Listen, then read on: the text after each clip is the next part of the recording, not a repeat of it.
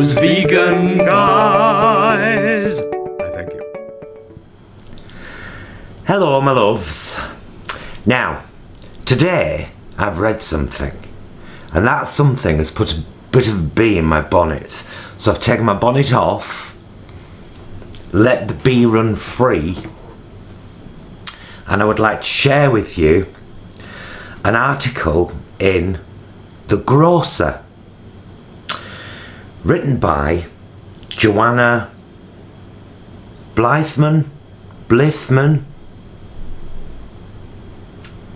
She's a food journalist and author of Swallow This. Well, Joanna, honey, I'd like you to swallow this, my refute to your article, okay?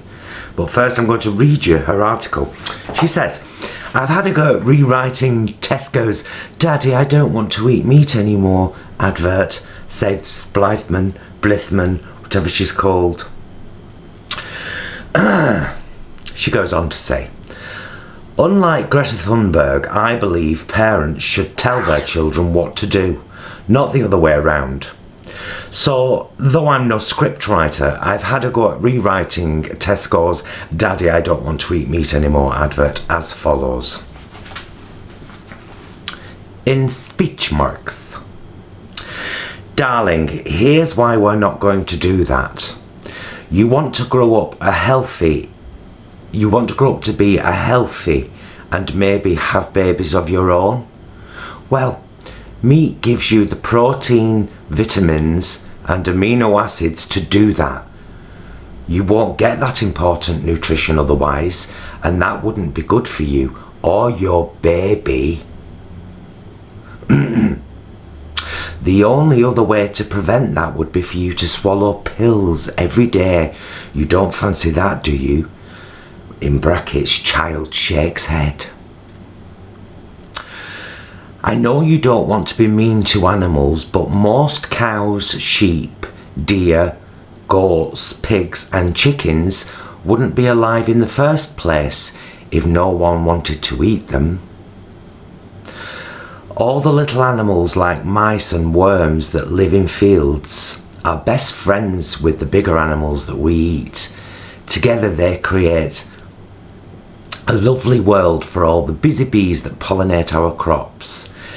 If we dug up their fields and sprayed them with nasty pesticides to grow more plant foods, the mice and their mates would be chopped up by tractors or poisoned.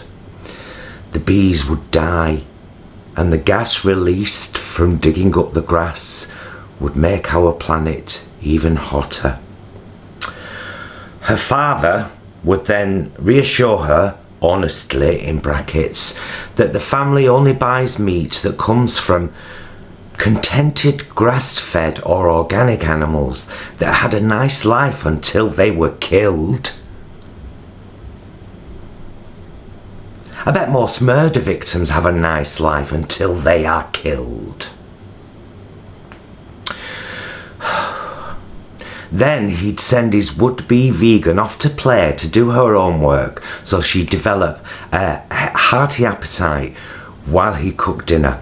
Something meaty that starts the saliva flowing.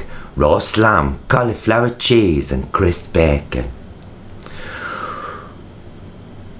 Would she glue herself to the oven door and stage a one-girl animal rebellion? Most likely she'd devour it gladly because it smells and tastes great, and she knows there's no way that Dad would offer Tesco vegan sausages as an alternative.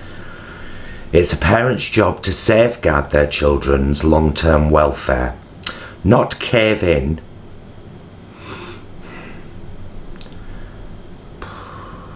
to modish, ill-informed, potentially dangerous demands from young minds bombarded with propaganda.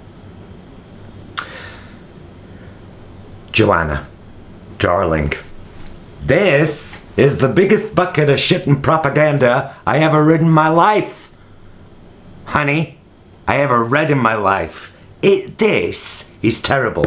Now, let's break it down just for a moment with the facts that I have the best of my kind of knowledge that I'm just pulling from different sources, and feel free to Google them, my dear, please do. And I might be off numbers wise, but facts wise, completely not. I'm sure Mick the Vegan would do a great job of this and cite lots of sources, or Hench Herbivore would rip you a new one. I'm just going to focus on just what you wrote. What you wrote, honey. So, Joanna, first and foremost, you've rewritten the script, so you're speaking to a little girl, and this is now a daddy making his daughter think that having babies is the most important thing. You said it in your article. If you want to have babies, surely you'll want to be healthy and have a baby. I accentuated it as I read it out. Is that what you think would be the wisest thing to impart, the wisest wisdom to impart onto a young girl in her most progressive years, when she is developing into the human being that will inhabit this earth for decades? You want to instill in her Victorian values. Women have babies. Well, what if she doesn't want a baby? See, your article starts by taking away part of her formation. Who is she's becoming as a person? Her cognitive dissonance has gone.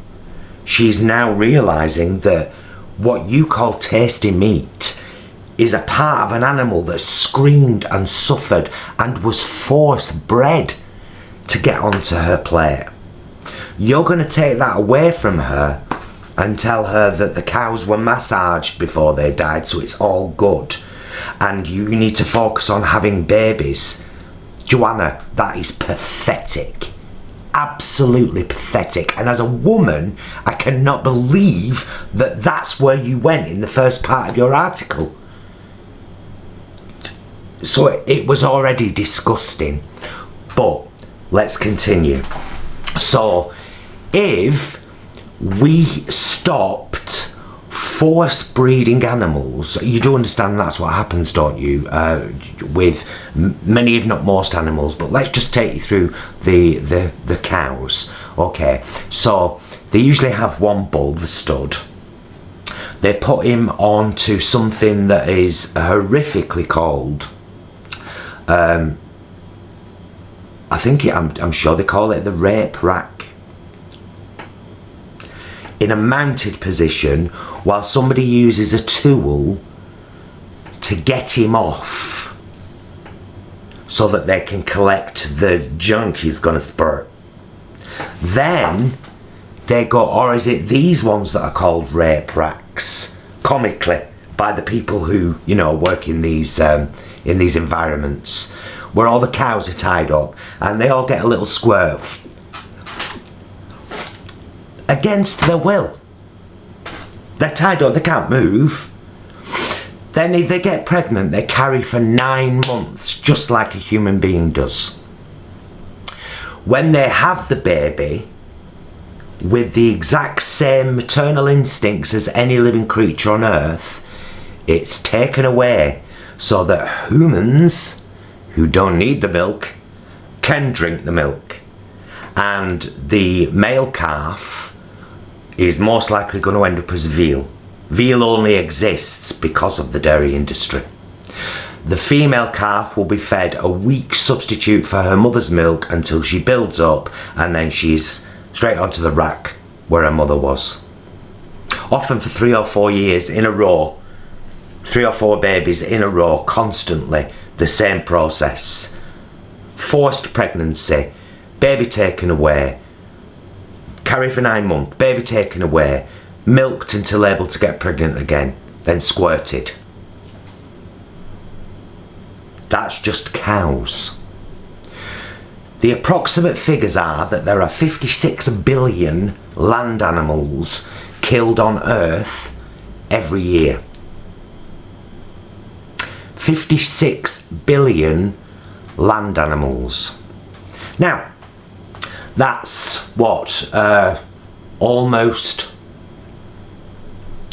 10 times humans. We're just around 7, aren't we? So 9 times human beings, and look at the devastation we cause on the planet. But so 56 billion land animals forcefully bred and killed every year. Joanna, what do you think they eat? They eat plant food. So there is far more plant food grown on Earth every year to feed animals than it would even be possible for humans to consume. In fact, if we had no land animals forcefully bred for human consumption, world starvation would end tomorrow. Fact. Google it. So when you talk about there'd be more plant food and all the little mice, and actually, as veganism gets stronger and people eat less meat and so farming happens less, more of those tiny animals are being saved because more of the crops that are grown are specifically for animals. Are you getting this yet? And if you dispute that, then explain to me how farmers feed 56 billion land animals on Earth every year. And imagine the water they consume, and imagine the pollution they create and the methane gas.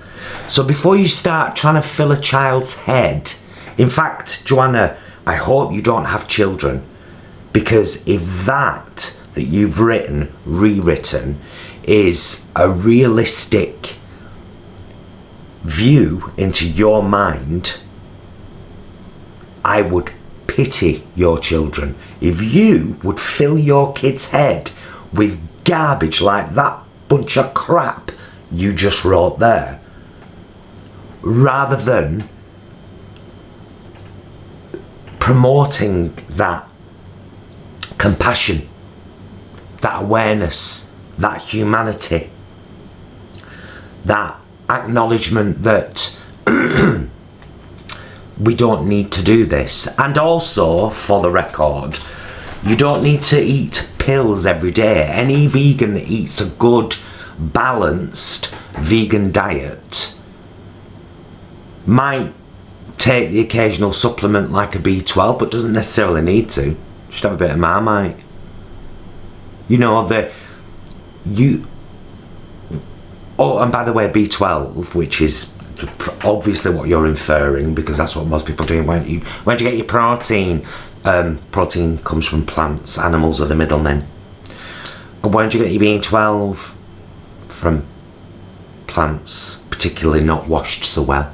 We used to get it from eating dirty vegetables or drinking river water. That's where humans used to get their B12 from, not from animal flesh.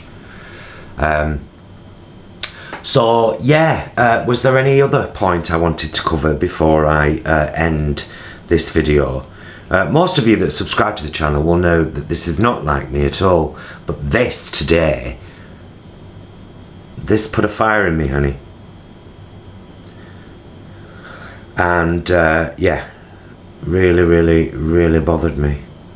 Oh yeah, I think I've pretty much refuted every point that you tried to indoctrinate onto your child. If you're a parent out there and you have a child who's shown an interest in veganism, please ignore the Joanna Blythams of this world, who are, I would hate to think that she had children. Honestly. Encourage that compassion in your children. Have the journey with them. Eat some vegan food. There's so much available these days. It's unbelievable. Oh yes, and of course, the whole, that's the only way to get the best nutrition and blah blah blah. The British Dietetic Association, and I think as the World Health Organization, stated categorically now that a well-balanced vegan diet is suitable for all humans of all ages, even babies. So before you write crap like that, Joanna, think, study, learn, Google, do a little bit of research, because there you sound like an evil indoctrinator manipulating children. I feel better for getting all this out of my system, guys. Let me tell you. Anyway, thanks very much for watching. Be excellent to yourself and each other.